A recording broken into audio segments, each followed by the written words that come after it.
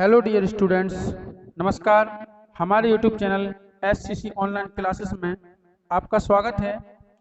और जैसा कि आप सभी को पता है कि हमारे यूट्यूब चैनल पर 12th क्लास की फिजिक्स का सिलेबस कंटिन्यू चल रहा है, तो उसी की श्रृंखला को आगे बढ़ाते हुए आज पढ़ेंगे बेटा हम आवेश वाहकों की गतिशीलता।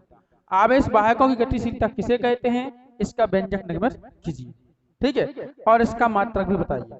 इससे पहले बेटा हम अनुगमन वेग और धारा घनत्व में संबंध पढ़ चुके हैं। अनुगमन वेग किसे कहते हैं, धारा घनत्व किसे कहते हैं, इनके मात्रक विमेय सूत्र भी हम पढ़ चुके हैं, ठीक है ना। तो हमारी आपसे रिक्वेस्ट है कि सबसे पहले आप जाकर उन वीडियो को देख लें, तभी ये लेक्चर आपको समझ में आएगा। यदि आप वो लेक्चर हमारा नहीं देखोगे तो बेटा ये लेक्चर भी आपको समझ में नहीं आएगा, क्योंकि आपको पता ही नहीं है कि अनुगमन वेग क्या है, ठीक है ना, विद्युत क्षेत्र क्या है, इन सब का पता नहीं है तो आप ये टॉपिक कैसे समझ पाओगे। ओके, तो आप सबसे पहले वो लेक्चर देख लीजिए, फिर इसके बाद आज की क्लास देखिए। तो आज की क्लास है हमारी आवेश वाहकों की आवेश वाहकों की गतिशीलता। अब बेटा ये आवेश वाहक हैं क्या, पहले हम ये बात करेंगे कि आवेश वाहक हैं क्या। पहले हम 1 मिनट हेडिंग डाल लें।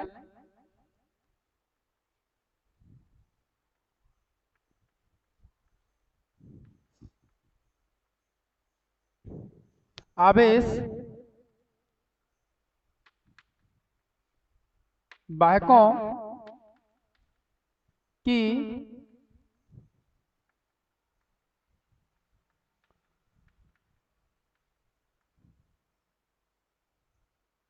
गतिशीलता, ठीक है ना।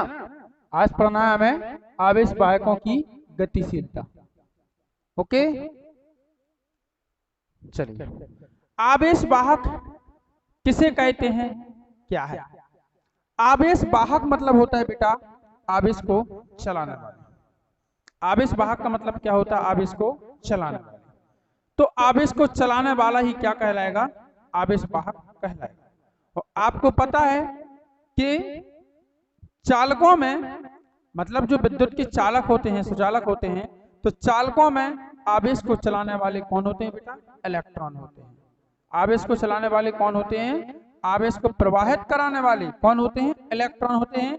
इसलिए हम इलेक्ट्रॉनों को ही क्या कहते हैं, आवेश वाहक कहते हैं। जबकि अर्धचालक में बेटा, अर्धचालक में होल होता है और क्या होता है, इलेक्ट्रॉन होते हैं। होल होते हैं और इलेक्ट्रॉन होते हैं। ओके, तो यहाँ पे हम चालक की बात करें, जो चालक होता है उसमें आवेशों को चलाने वाला यानी धनावेश को चलाने वाला कौन होता है बेटा, इलेक्ट्रॉन ही होता है, ठीक है ना। तो इसलिए हम कहते हैं आवेश वाहकों की गतिशीलता, इसलिए आपको टॉपिक दिया गया है। तो आवेश वाहकों की गतिशीलता यानी आवेश वाहक कौन है, इलेक्ट्रॉन है। तो हमें इलेक्ट्रॉनों की गतिशीलता के बारे में पढ़ना है, इलेक्ट्रॉनों की गतिशीलता को निकालना है। ओके, तो चलिए हम देखते हैं सबसे पहले आवेश वाहक की परिभाषा, ठीक है ना। कि आवेश वाहकों की गतिशीलता की परिभाषा क्या होती है, हम आपको बोल रहे हैं, बोर्ड पर लिख नहीं रहे, तो या तो आप पेन कॉपी उठा के स्वयं लिख लीजिए, या फिर नहीं तो आप किसी बुक में से भी आप लिख सकते हो, ठीक है। तो बेटा आवेश वाहकों की गतिशीलता वह अनुगमन वेग, ठीक है, आवेश वाहकों की जो गतिशीलता है वह अनुगमन वेग है जो उसके द्वारा एकांक विद्युत क्षेत्र में प्राप्त किया जाता है। ओके, यानी आवेश वाहकों की जो गतिशीलता है वह अनुगमन वेग, वास्तव में आवेश वाहकों की गतिशीलता जो है वो वेग ही है। और कौन सा वेग है, अनुगमन वेग ही है। आपको पता है कि इलेक्ट्रॉन धातु चालकों में बाह्य विद्युत क्षेत्र से जुड़ने के बाद जिस इलेक्ट्रॉन से जिस वेग से गति करते, जिस औसत वेग से गति करते हैं, उसी को हम क्या कहते हैं, अनुगमन वेग कहते हैं, ठीक है ना। तो आवेश वाहकों की जो गतिशीलता है वो क्या है, अनुगमन वेग ही है। लेकिन कैसा है, जो उसके द्वारा एकांक विद्युत क्षेत्र में प्राप्त किया जाता है। एकांक का मतलब बेटा हर एक विद्युत क्षेत्र में प्राप्त किया जाता है। हर बिंदु पर विद्युत क्षेत्र की तीव्रता उत्पन्न होती है, तो हर एक विद्युत क्षेत्र में प्राप्त किया जाता है, वह वेग है, वह अनुगमन वेग है, ठीक है ना। तो परिभाषा आपको याद हो गई होगी, आप लिख लीजिए, आवेश वाहकों की गतिशीलता वह अनुगमन वेग है जो उसके द्वारा एकांक विद्युत क्षेत्र में प्राप्त किया जाता है। ओके, समझ में आई? यानी आवेश वाहक जो हैं उनकी गतिशीलता किसे कहते हैं? अनुगमन वेग को ही कहते हैं, ठीक है ना, जो हर एक विद्युत क्षेत्र द्वारा प्राप्त किया जाता है। एकांक माने हर एक विद्युत क्षेत्र द्वारा क्या होता है? प्राप्त किया जाता है।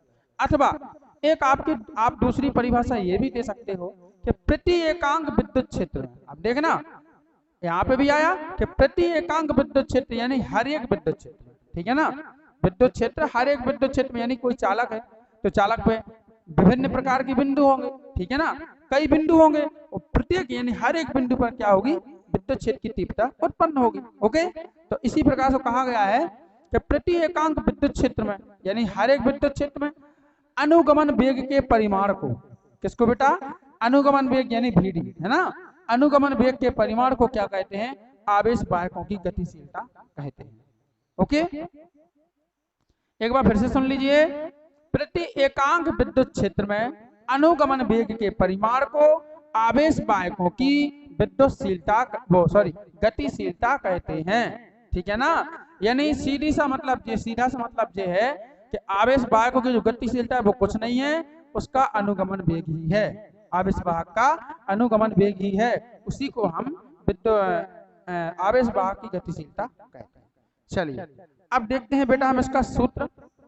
तो इसके सूत्र की बात करें, ठीक है, तो इससे पहले आवेश वाहकों की जो गतिशीलता है उसको बेटा हम म्यू से प्रदर्शित करते हैं। कैसे करते हैं? म्यू से प्रदर्शित करते हैं। ओके, तो देखिए यदि ए तीव्रता वाले विद्युत क्षेत्र में, ठीक है ना, यदि ए तीव्रता वाले विद्युत क्षेत्र में आवेश वाहक का, ठीक है, अनुगमन वेग कितना हो?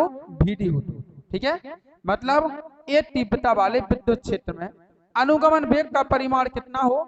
VD हो। मान लो कि ई तीव्रता वाला कोई विद्युत क्षेत्र है, ठीक है ना, ई तीव्रता वाला कोई विद्युत क्षेत्र कैपिटल ई, ठीक है ना, ई तीव्रता वाला कोई विद्युत क्षेत्र है और उस विद्युत क्षेत्र में अनुगमन वेग का जो परिमाण है, ओके, परिमाण मतलब क्या होता है? उसका संख्यात्मक मान, ठीक है, उसे परिमाण बोलते हैं। दिशा चीज अलग है, आदेश में परिमाण चलता है और सदिश में क्या चलती है? दिशा चलती है, ठीक है ना।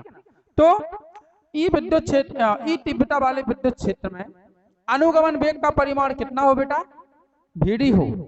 तो आवेश वाहकों की गतिशीलता, ठीक है, और गतिशीलता को हम कैसे दर्शा रहे हैं? म्यू से दर्शा रहे हैं। ओके, तो म्यू इक्वल टू कितना हो जाएगा? ये हो जाएगा आपका VD अपॉन कितना हो जाएगा? Capital E। Okay, VD upon capital E ये हो जाएगा आपका। और यही क्या है बेटा? यही आवेश वाहकों की गतिशीलता का फॉर्मूला है, यानी सूत्र है। अब ये आया कहां से? ठीक है ना, अब ये आया कहां से? तो हमने एक सूत्र आपको बताया भी, हमने परिभाषा बोली कि प्रति एकांक विद्युत क्षेत्र में अनुगमन वेग के परिमाण को क्या बोलते हैं बेटा? हम VD बोलते हैं, वैसे म्यू से प्रदर्शित करते हैं। यानी कहने का मतलब है, इसको हम ऐसे बना सकते हैं कि चूंकि, ठीक है ना, चूंकि ई तीव्रता वाले, ठीक है ना, चूंकि ई तीव्रता वाले, ठीक है, चूंकि ई तीव्रता वाले विद्युत क्षेत्र में, पूरा आप लिख लेना, हम नहीं लिख रहे हैं, हम सिर्फ बोलने दे रहे हैं। चूंकि ई तीव्रता वाले विद्युत क्षेत्र में अनुगमन वेग का परिमाण बराबर कितना है बेटा? आपका VD। ये लाइन आपको लिखना है यहाँ पर। क्या लिखना है? कि चूंकि ई तीव्रता वाले विद्युत क्षेत्र में अनुगमन वेग का परिमाण कितना है बेटा? V है, इसलिए, ठीक है ना, क्या लिखना है? इसलिए एकांक तीव्रता वाले, ठीक है ना, इसलिए एकांक तीव्रता वाले विद्युत क्षेत्र में अनुगमन वेग का परिमाण, ठीक है ना, इसलिए यहाँ पे आ जाएगा एकांक तीव्रता वाले विद्युत क्षेत्र में अनुगमन वेग का परिमाण। तो कितना हो जाएगा परिमाण? तो देखो ये आपका जो E है, E अभी काय में था? गुणा में था। तो ई विद्युत क्षेत्र वाले में अनुगमन, ई विद्युत क्षेत्र मतलब ई विद्युत क्षेत्र में अनुगमन वेग का परिमाण कितना है? VD है। तो एकांक में यहाँ से एकांक निकालें तो ई का पक्षांतर होगा कि नहीं? तो ई का पक्षांतर होगा तो किसके बटे में आएगा? VD के बटे में आएगा। यानी ये बन जाएगा आपका VD और अपॉन कितना हो जाएगा बेटा E हो जाएगा। ओके, और इसी को जो लाइन लिखी है एकांक विद्युत क्षेत्र मतलब एकांक तीव्रता वाले विद्युत क्षेत्र में अनुगमन वेग का परिमाण, तो इसी को हम क्या बोलते हैं, आवेश वाहकों की गतिशीलता बोलते हैं, यानी हम इसे म्यू बोलते हैं। तो म्यू बराबर कितना निकल के आएगा आपका VD अपॉन कितना आएगा बेटा E आएगा। ओके, तो इस प्रकार से इसका सूत्र निकाला जाता है। समझ में आ रही ना? ठीक है। और तो अब देखना ये VD क्या है, अनुगमन वेग है, और E क्या है, विद्युत क्षेत्र की तीव्रता है। तो इसके बारे में तो आप जानते ही होंगे कि विद्युत क्षेत्र की तीव्रता क्या है, वो हमने अध्याय 1 में पढ़ाया था आपको, चैप्टर 1 में, ठीक है, स्थिर वैद्युत आवेश एवं क्षेत्र।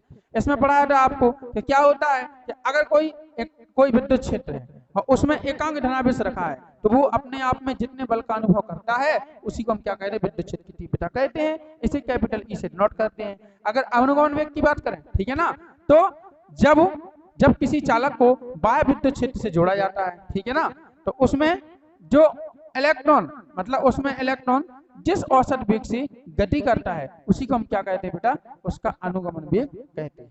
ओके, तो ये परिभाषा आपको पता होगा, इसे VD से नोट करते हैं, इसे E से नोट करते हैं, ठीक है ना। तो इस प्रकार से आपका ये सूत्र बन सकता है। चलिए हम इसके आगे थोड़ा और हल करते हैं।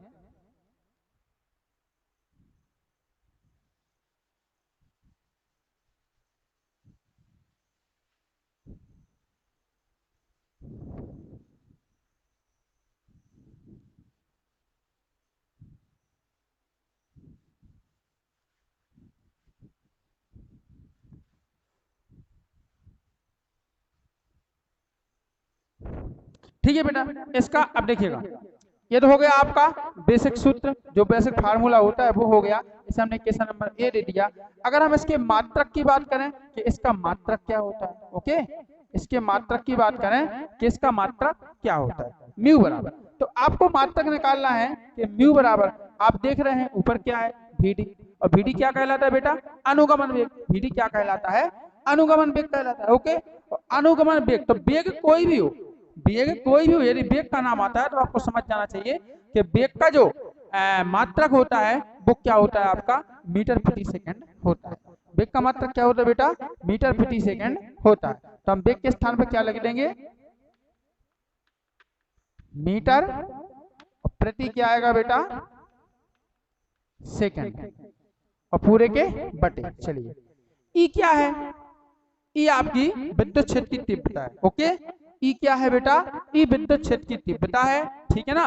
और विद्युत क्षेत्र की तीव्रता का वैसे तो मात्रक होता है न्यूटन प्रति कूलम, लेकिन हमने चैप्टर 2 में पढ़ा है। चैप्टर 2 में क्या पढ़ा है कि आपने एक चीज पढ़ी होगी चैप्टर 2 में कि विभवांतर, ठीक है ना, विभवांतर और विद्युत क्षेत्र की तीव्रता में संबंध।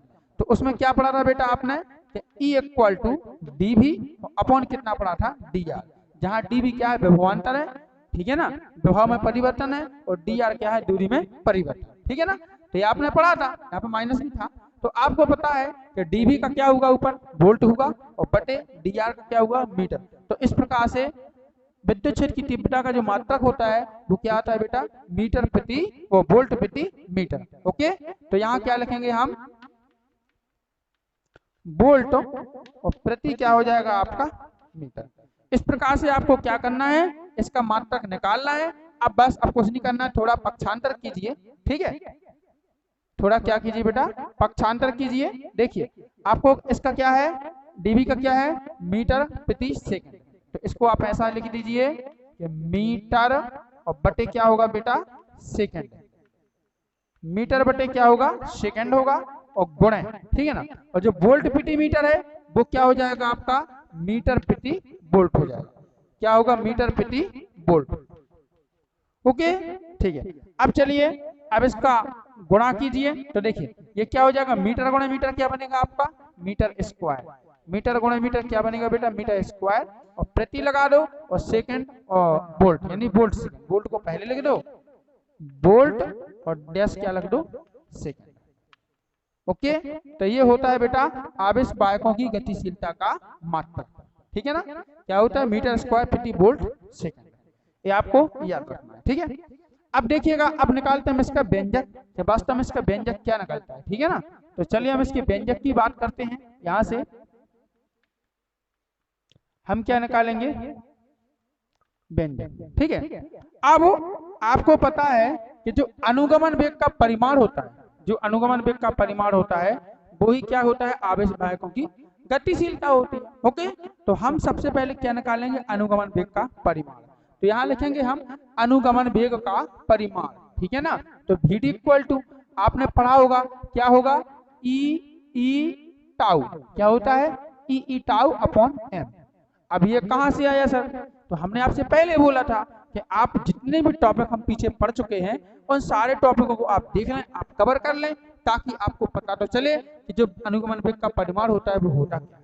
ठीक है ना, उसका सूत्र क्या होता है, तो अनुगमन वेग का सूत्र क्या होता है बेटा, Vd बराबर ई टाउ अपॉन कितना होता है एम, जहां स्मॉल ई क्या है, इलेक्ट्रॉन का आवेश है, कैपिटल ई क्या है, विद्युत क्षेत्र की तीव्रता है, और टाउ क्या है बेटा, श्रांति काल है। टाउ क्या है, अब श्रांति काल है। अब ये श्रांति काल क्या है सर, कहां से आ जाते, श्रांति काल और क्रांति काल ना जाने क्या क्या आ जाता है ना, कुछ नहीं है बेटा, बस आप मन से पढ़ाई कीजिए, आपको सब पता चलेगा क्या चीज कहां से आती है। अब आपको किताबें ही नहीं खोलना है, आपको कभी पढ़ना ही नहीं है, देखना ही नहीं है, तो आप क्या जानो कि क्या श्रांति काल और क्या क्रांति काल है। ओके, तो यहाँ पे श्रांति काल की बात करें बेटा, श्रांति काल क्या है, तो जब मतलब जो दो इलेक्ट्रॉन होते हैं, जब कोई इलेक्ट्रॉन होता है उसकी किसी दूसरे से क्या हो, टक्कर हो। ठीक है ना, तो इलेक्ट्रॉनों की दो क्रमागत टक्करों के बीच लगा जो समय है वो क्या कहलाता है बेटा, श्रांति काल कहलाता है। तो सर यहाँ श्रांति काल का संबंध क्या है इससे, ठीक है ना, ये क्वेश्चन आपका उठ रहा होगा। तो देखिएगा, आपने बोला ना आपसे कि अनुगमन वेग का व्यंजक आप एक बार देख लीजिए, उसमें हमने पूरा बताया है कि इलेक्ट्रॉन कैसे गति करते हैं, कैसे टकराते हैं, किससे टक्कर होती है, कितने बार, मतलब ये हमने सारी चीजें आपको बताई है। वहीं से क्या आता है, श्रांति काल आता है। उसमें जो इलेक्ट्रॉन है वो इलेक्ट्रॉन पहले मतलब जब उसे बाह्य विद्युत क्षेत्र से नहीं जोड़ा जाता तब तो वो अनियमित रूप से गति करते हैं, टेढ़े मेढ़े मार्ग पर गति करते हैं। ठीक है, उनकी कोई दिशा नहीं होती है, तितर बितर गति उनकी होती है। और जब क्या होता है कि हम बाह्य विद्युत क्षेत्र से जोड़ते हैं तो उनको एक दिशा मिल जाती है। ठीक है ना, इलेक्ट्रॉनों को क्या मिल जाती है, दिशा मिल जाती है। ठीक है, उस दिशा में भी थोड़े वो ऐसे वैसे मतलब टक्कर हो कहाँ, क्योंकि प्लस से क्या आते हैं, धनावेश आते हैं, इधर से क्या जाते हैं, ऋणावेश यानी इलेक्ट्रॉन जाते हैं। इलेक्ट्रॉनों की क्या होती है, धनावेशों से टक्कर होती है। इलेक्ट्रॉन की क्या होती है बेटा, धनावेशों से टक्कर होती है। तो उन्हीं दो क्रमागत टक्करों के बीच जब वो दो बार टकरा जाए तो उनके बीच में कितना समय लगेगा, उसी को क्या बोलते हैं, हम श्रांति काल बोलते हैं। ठीक है ना, तो यहाँ क्या है, श्रांति काल है। और एम क्या है बेटा, इलेक्ट्रॉन का द्रव्यमान है, क्योंकि अनुगमन वेग किसके लिए निकाल रहे हैं, इलेक्ट्रॉन के लिए। ठीक है ना, इलेक्ट्रॉनों का औसत वेग ही तो क्या कहलाता है, इलेक्ट्रॉन अनुगमन वेग कहलाता है। तो एम जो है बेटा वो क्या है, एम जो है वो इलेक्ट्रॉनों का द्रव्यमान है। ओके, ठीक है ना, बात समझ में आ गई। तो इसको दे दीजिए आप समीकरण नंबर कितना, 1। अब क्या लिखेंगे, पुनः और आवेश वाहक की गतिशीलता। पुनः लिखना है आपको यहाँ आवेश वाहक की गतिशीलता। ठीक है ना, व्यंजक की बात कर रहे हैं ना, तो चलिए पुनः लिखना, और लिखना नहीं लिखना तो मत लिखना, क्योंकि यहाँ पे व्यंजक की हेडिंग डल गई अलग से। तो आपको लिखना है तथा आवेश वाहक की, तथा जरूर लिख दीजिएगा। ठीक है, तथा जरूर लिख दीजिएगा, तथा आवेश वाहकों की गतिशीलता। तो गतिशीलता बेटा म्यू बराबर कितनी होती है, अभी हाल बताया हमने परिभाषा में, Vd अपॉन कितना होता है, कैपिटल ई होता है। इसको इक्वेशन नंबर कितना दे दीजिए बेटा, 6। ओके, अब समीकरण 1 और 2 में देखिए, समीकरण 1 और 2 को कंपेयर कीजिए। ठीक है ना, समीकरण 1 व 2 से, समीकरण 1 और 2 से क्या देख रहे हैं आप कि लेफ्ट हैंड साइड जो है वो क्या है, इक्वल है। जब लेफ्ट हैंड साइड बराबर होती है तो बेटा राइट, आई एम सॉरी, अभी थोड़ी गलती हो गई, माफी चाहते हैं, आई एम सॉरी। अभी रुकिएगा 1 मिनट। हाँ, यहाँ से हम पहले Vd जो निकाल लें, क्या निकाल लें, Vd। तो देखिए Vd निकालेंगे तो ई का क्या करेंगे, पक्षांतर करेंगे, तो म्यू के कहाँ जाएगा, वो गुणा में जाएगा। ओके, तो यहाँ पे निकालेंगे बेटा Vd और इक्वल टू कितना हो जाएगा, म्यू इंटू कितना बन जाएगा बेटा, ई। इसको दीजिए इक्वेशन नंबर 2। यही थोड़ी सी फॉर्मूले में गलती हो गई थी। ठीक है ना, इसका हमने पक्षांतर नहीं किया, तो ई का पक्षांतर कर दीजिए, म्यू से गुणा हो जाएगा। तो Vd इक्वल टू कितना आएगा बेटा, आपका म्यू इंटू ई आएगा। इक्वेशन नंबर कितना हो जाएगा, 2। अब देखिएगा समीकरण 1 व 2 से, यानी 1 व 2c। ओके, समीकरण 1 और 2 क्या बोल रहा है कि लेफ्ट हैंड साइड वो कैसी है बेटा, बराबर, लेफ्ट में इधर भी BD है और समीकरण 2 की लेफ्ट भी क्या है, BD है। तो जब लेफ्ट साइड बराबर है तो राइट साइड भी कैसा होना चाहिए बेटा, बराबर होनी चाहिए। तो चलिए हम इक्वल कर देते हैं, कोई प्रॉब्लम नहीं है हमें। म्यू ई इक्वल टू कितना हो जाएगा, E capital E tau upon M हो जाएगा। कैपिटल ई से कैपिटल ई सिंपली कट जाएगा, ठीक है ना। तो म्यू इक्वल टू कितना बचेगा बेटा, ई टाउ अपॉन कितना बचेगा, एम। और यही क्या है, यही आवेश बायकों की गतिशीलता का अभीष्ट व्यंजक है। ओके, तो बताइए कितना सिंपल टॉपिक है ये बेटा। विद्युत धारा में अध्याय 3 से 2 या 3 नंबर है, पूछ सकता है, तो 2-3 नंबर के लिए ज्यादा बड़ा नहीं है। कक्षा 12वीं में आ गए आप, अभी कक्षा 6वीं 7वीं 8वीं में नहीं पढ़ रहे कि एक लाइन लिखी और एक लाइन का आपको 2 नंबर मिल जाए, ठीक है ना। आप बड़े विद्यार्थी हो गए, आपके बड़े बड़े कॉन्टैक्ट हो गए, ठीक है ना, बड़े बड़े कंटेंट हो गए आप, तो आप बड़े हो चुके हो। अब आपको 2 नंबर 3 नंबर में कम से कम इतना तो लिखना ही चाहिए ना, इतना तो लिखना ही चाहिए। ये आपके लिए कोई बड़ा नहीं है, 2-3 नंबर के लिए आराम से आ सकता है, ठीक है ना। मोस्ट क्वेश्चन है, पेपर में आता है, इस साल देखने को जरूर मिलेगा, इसलिए इस व्यंजक को जरूर लगाएं। ओके, तो आई होप कि आप ये आज का जो हमारा टॉपिक ये समझ गए होंगे। कल के टॉपिक में पढ़ेंगे बेटा हम ओम का नियम, ओम का नियम क्या है, इसकी शर्तें क्या है, और इसके बाद फिर नेक्स्ट में पढ़ेंगे हम ओम के नियम का व्यंजक, ठीक है ना। क्योंकि आपने कक्षा 10वीं में पढ़ा होगा, तो 10वीं में केवल आपने ओम का नियम ही पढ़ा है, लेकिन 12वीं में आपको उसका निगमन भी पढ़ना है कि उसका निगमन होता कैसे है, ठीक है ना, उसका व्यंजक, उसकी गणितीय व्याख्या कैसे की जाती है, व्यंजक कैसे निकाला है, तो वो भी हम अगले टॉपिक में आपको पढ़ाएंगे। ओके, तो यदि बेटा आपको वीडियो पसंद आया हो तो वीडियो को लाइक करें, शेयर करें और भर भर के कमेंट करें, ठीक है। बताएं कि हाँ सर आप बहुत अच्छा पढ़ाते हैं, हमारी समझ में आ रही कि नहीं आ रही, हमारी क्या कमी है, क्या हमारी गलती है, उसको आप लोग जब कमेंट करके नहीं बताओगे हम कैसे अपनी गलतियों को सुधारेंगे। क्योंकि बेटा हम पहली बार हम ऑनलाइन यूट्यूब पर पढ़ा रहे हैं, ठीक है ना। तो अब कुछ ना कुछ गलती तो हो ही जाती है, तो सारी गलती को क्षमा कीजिए और YouTube के कमेंट के माध्यम से आप बता दीजिए कि सर आपके यहाँ पे ये गलती है, इसको सुधारिए, या लैंग्वेज में या कोई भी गलती हो तो आप बता दीजिए। ओके, तो इसलिए आप भर भर के लाइक कर दीजिए, शेयर कर दीजिए हमारे चैनल को, सभी बच्चों को बता दीजिए कि अपने सर का चैनल है, इस चैनल के माध्यम से फिजिक्स मैथ की पढ़ाई कीजिए। तो सर अपने 100% गारंटी देते हैं कि एग्जाम 2023 और 24 में आप 90+ अंक लाओगे, सप्लीमेंट्री का आपको नाम ही नहीं मिलेगा मैथ में और फिजिक्स में। लेकिन बस आप पढ़ाई कीजिए। अब सोचो कि आप मोबाइल से हमारे वीडियो ना देख के आप रीलें देखोगे, ठीक है ना, आप रील देखोगे, इंस्टा चलाओगे, फेसबुक चलाओगे, व्हाट्सएप चलाओगे, तो भैया हम थोड़ी कोई ब्रह्मा जी हैं, ठीक है ना, कि हमें ऐसा आशीर्वाद दे दें और आप पास हो जाओ। तब बेटा ब्रह्मा जी थोड़ी है, हम भी मानव हैं, आप भी मानव हो, ठीक है ना। बट बात इतनी है कि हमने मेहनत की है, आप लोग मेहनत नहीं कर रहे, बस इतना ही अंतर है। तो हमें सब कुछ आता है, आपको कुछ नहीं आता है। आप भी बेटा हमारे बराबर बनने के लिए आपको भी मेहनत करनी पड़ेगी, ठीक है ना। तो आप हमारे चैनल को सब्सक्राइब कर लें और अन्य बच्चों से करवा दें, एवं बेल आइकन प्रेस करके ऑल पर क्लिक कर दें, ताकि आगे आने वाले सभी वीडियो के नोटिफिकेशन जो है वो आपको मिलते रहें। ओके, तो जय हिंद बच्चों, वंदे मातरम।